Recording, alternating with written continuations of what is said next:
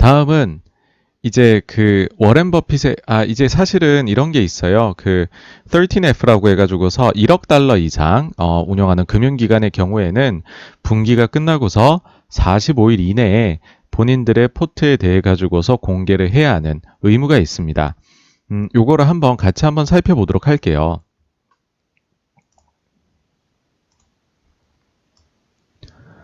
이게 이제 저희로 치면은 전자공시 시스템 다트하고 똑같다고 할 수 있는데요.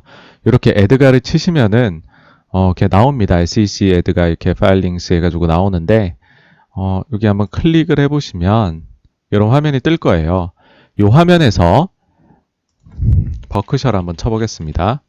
대충 치고 있으면은 자동 완성을 해줍니다. 여기서 버크셔를 치고 들어가서 그 다음에는 이제 13F를 치시면은 이렇게 이제 자료가 나오게 되죠.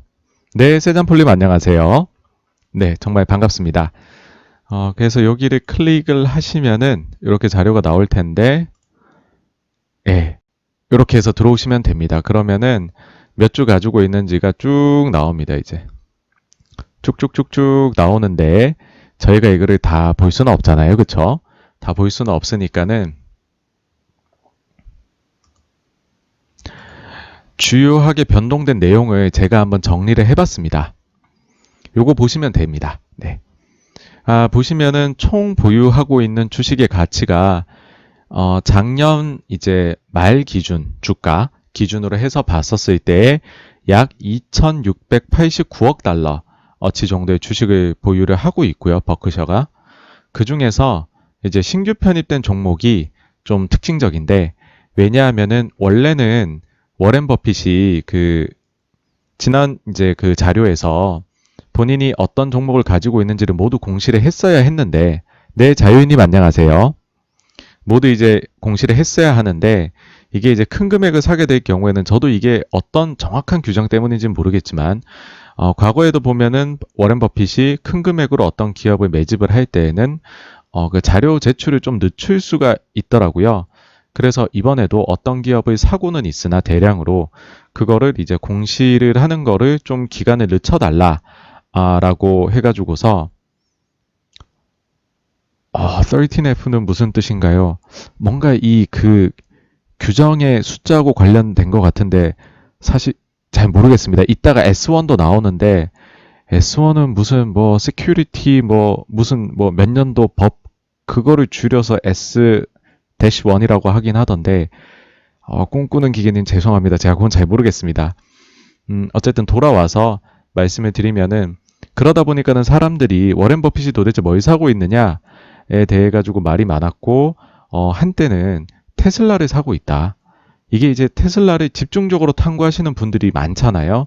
그런 분들 중에서 어떤 분이 본인이 주요 기관들이 보유하고 있는 목록을 모조리 다 정리를 하고 있는데 보니까는 주식이 좀 빈다는 거예요. 누군가 새로운 매수자가 나타난 것 같다.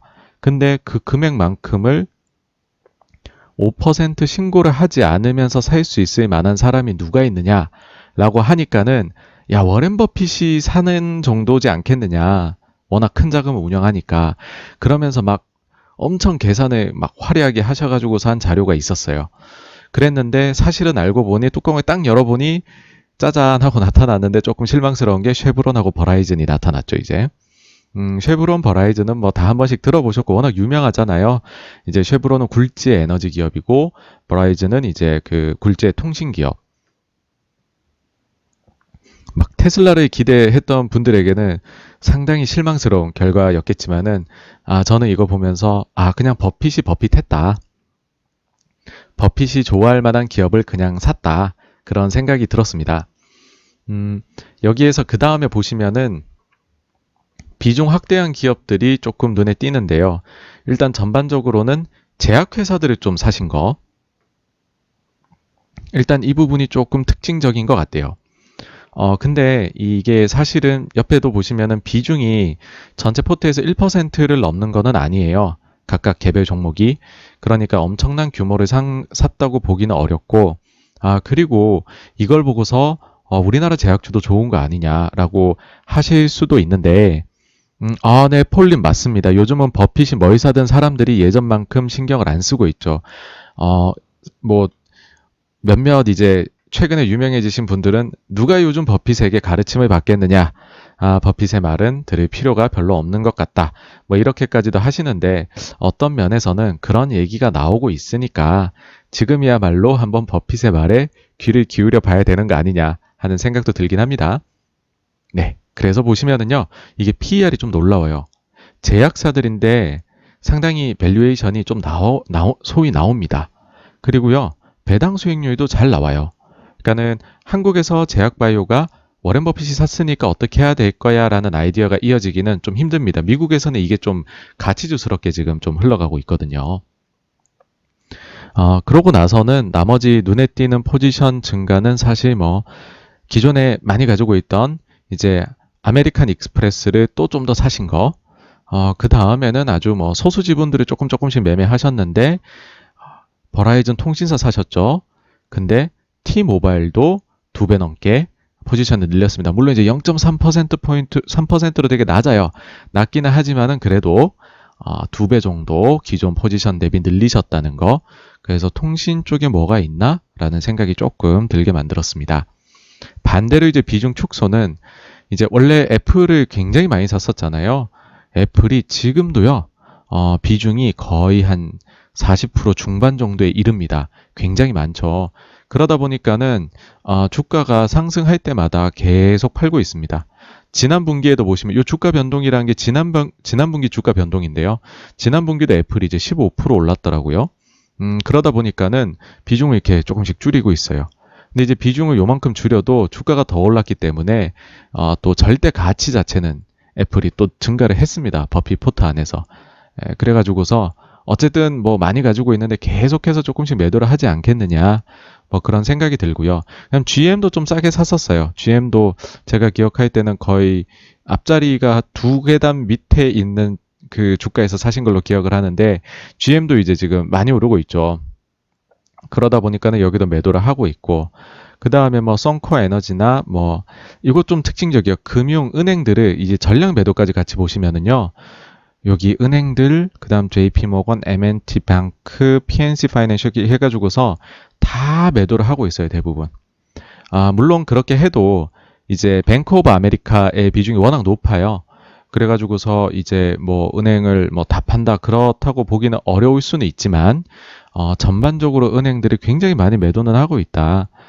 그렇게 보시면 될 것 같습니다. 그래서 이것도 어떻게 될지 모르겠어요. 워낙에나 오랫동안 보유를 하셨었던 주식들인데 이거를 잘못 팔았다가 예전에 좀 그게 있었잖아요. 이제 항공주 팔았는데 항공주 팔고 나니까는 막 그런 일이 벌어졌듯이 이것도 또 버핏의 실수가 되려나? 요즘 금리 올라가는데 뭐 그런 생각 들기는 하지만은 그래도 여전히 포지션 크니까 뭐 그런 생각이고요. 그 다음에 이제 여기서 보시면은 전량 매도한 종목들 중에서 그 베릭 골드하고 화이자가 있어요. 요거 이제 한국 분들 많이 아실 거예요. 왜냐면은 해외 투자하시는 분들 중에서 그 금광산 쪽에 투자를 한다 그러면은 베릭 골드가 무조건 이제 튀어나오니까는 요거 많이들 아실 텐데 요거 이제 전량 매도를 하셨습니다. 근데 요 전량 매도한 것이 좀 왜 특징적이냐면 이게 완전 단타예요. 원래 없었거든요. 근데 2분기에 나타났어요. 2천만 주를 샀다가 3분기에 조금 줄었다가 4분기에 다 팔았어요. 그럼 이게 평균 주가거든요, 이게. 요 가격대에 샀다는 거잖아요. 그쵸? 요 가격대에 샀다가 요 가격대에 파신 게 됩니다. 손해를 보시진 않았을 것 같기는 합니다만은, 그리고 또 이게 비중이 그렇게 컸던 종목은 아니에요. 1%도 안 되는 정도였는데, 그래도 이렇게 또, 단타를 치는 걸 보니까는 인간적인 면이 좀 느껴졌습니다. 그 다음에는 이제 다른 제약주들은 늘린 반면에 화이자는 이제 전량 매도를 했거든요. 그러니까는 여기 보시면은 전량 매도한 종목들의 대체적인 공통점이 베리골드는 뭐 단타를 쳤으니까 그렇다 치고 또 그리고 여기 조금 더 넓혀서 비중 축소한 종목들도 보시면은 지난 분기에 S&P 500이 12% 정도 올랐거든요. 근데 그보다도 더 많이 오른 종목들을 계속해서 이제 매도를 했단 말이죠.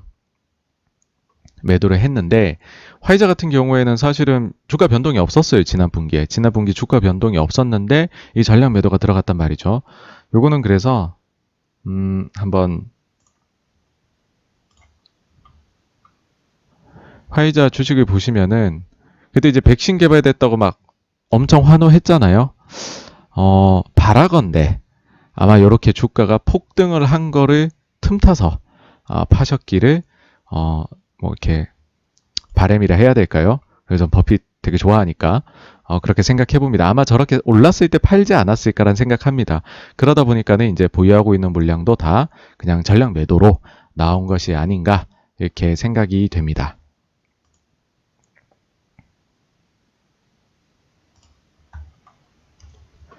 그래서 이제 요거를 좀 한번 총평을 해보면은 일단은 쉐보론하고 버라이즌이 들어온 게 되게 특징적인데 여기에서 저는 조금 이제 드는 생각은 지금 탑10 종목 중에서 5개가 다우 종목이고요. 쉐브론하고 버라이즌이 이번에 탑10에 처음으로 들어왔는데 요 종목들이 둘 다 이제 다우 지수에 포함되어 있는 종목이란 말이죠. 그러니까 어떤 얘기냐 하면은 사실은 이 종목들의 대체제가 있다 해야 될까요? 경쟁사들이 사실 뭐 제가 볼 때는 크게 차이가 없는 것 같거든요. 근데 요 두 종목에 굳이 이 섹터에서 집중적으로 투자한 이유는 혹시 지금 워렌 버핏이 다우 지수를 거의 사실상 만들어 가고 있는 것은 아닐까 뭐 그런 생각이 좀 들었었고요. 그 다음에는 이제 그 전체적으로는 어쨌든 은행을 계속해서 팔고 있다. 여기에 대해서 아주 근본적인 의문을 가지기 시작한 것이 아닌가 하는 거고, 그리고는 사실은 이제, 요 꼭지에서 말씀드릴까 하다가 그냥 다음 주로 넘길까 싶은 게 이제 그 로테이션이거든요. 그러니까 뭐냐면은 조금 이제 성장주 중심에서 소위 이제 인플레이션, 전통의 그런 가치주들, 사실 뭐 가치주라고 부르는 것도 요즘 좀 웃긴 것 같기는 한데요. 근데 뭐 약간 전통산업 하는 데들 있죠. 뭐 정유나 뭐 이런 부분들. 그런 쪽으로 조금 이제 좀 배팅을 좀 더 옮겨가고 있는 것이 아닌가. 사실 되게 유명한 투자자 중에 하나인 지금 데이비 테퍼 같은 경우에도 옥시덴탈을 좀 샀더라고요. 신고를 새롭게 하셨던데. 그런 점들이 전반적으로 조금 사실 이제 13F 전체적으로 찾아보니까는 이런 식으로 흘러가는 게 많더라고요. 그래서 뭔가 전체적으로는 다들 포트를 조금 인플레이션 배팅, 전통산업 배팅 쪽으로 옮겨가고 있는 것이 아닌가라는 생각이 듭니다. 그리고 이제 만약에 그런 생각도 들어요. 나 인플레이션 배팅 하고 싶은데 좋은 거 어디 있나? 라고 생각하면 제 생각에는 그냥 아주 간단하게 대답을 드릴 수 있을 것 같아요. 워렌 버핏이 그런 포트를 사실상 완성해 놓은 것 같고요. 그렇다면 버크셔 해서웨이가 제일 좋은 거 아닌가라는 생각이에요. 사실 이걸 진짜 대변하듯이 버크셔 주가도 거의 지금 역사적 신고가거든요.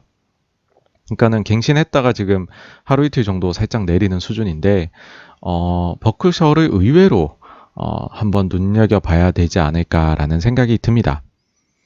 폴님께서 전체 주식의 순자산 가치는 전분기에 비해 어떻게 변했는지요라고 하셨는데요.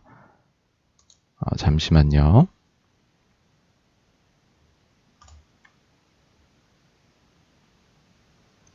제가 이걸 이제 정리해 놓은 게 있어서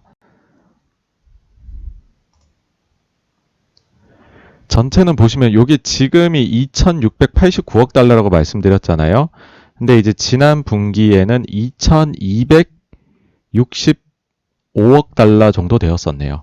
뭐 물론 여기에 이제 뭐 또 다른 이제 비상장이라든지 아니면은 뭐 해외 주식이라든지 뭐 현금 보유라든지 이런 게 더 있기 때문에 사실은 이제 요 보유 종목을 공시하는 것보다는 분기 보고서를 보는 것이 에셋을 파악하는 데는 더 적절하다고 생각은 합니다만은 뭐 그 정도로 증가를 한 것 같습니다. 네.